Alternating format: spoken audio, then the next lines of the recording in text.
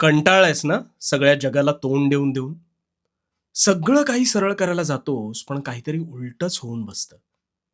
हे असं का होतं? हेच सुरू आहे ना डोक्यात. आता यावर उपाय सांगतो, तू शांतपणे ऐक. माझी सगळ्यात मोठी गुरुदक्षिणा काय माहितीये? तुझी माझ्या विचारांनी होणारी ही मानसिक अंघोळ. पण जेव्हा हे विचार तू आचरणात उतरवशील, तेव्हाच आम्ही खरे समाधानी होऊ. हरायचं कोणालाच नसतं रे. पण काही वेळेस परिस्थिती आणि नियती ही आपल्या हातात नसते. युद्धात उतरणारे वीर हे हरण्याच्या मानसिकतेने उतरत नसतात. पण कष्टांची पराकाष्ठा करून सुद्धा त्यांच्या पदरी पराभवच येतो. मग याला जबाबदार ते योद्धे असतात का? नाही ना. यालाच म्हणतात नियतीचा खेळ. असंच एक युद्ध तुझ्या आयुष्यात सुरू आहे. मला माहितीये तू लढतोस.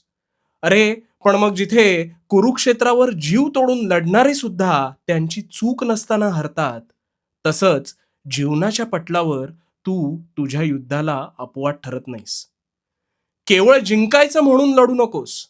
जिंकण्यासाठी अवश्य लढ, पण कधीतरी हार ही प्रत्येक गोष्टीत येणारच ना रे. त्यात काय चुकलं ते पहा आणि लढत राहा.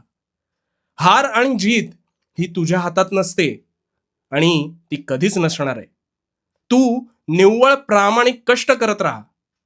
कष्ट करण्याची ताकद जर तुझ्यात असेल आणि प्रामाणिकपणा असेल, तर नेहमी लक्षात ठेव, जिंकणं हा अत्युच्च क्षण असतो.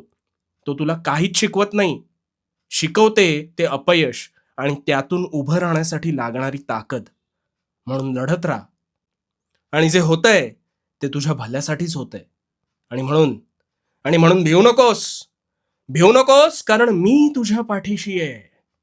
भिवू नकोस. मी तुझ्या पाठीशी.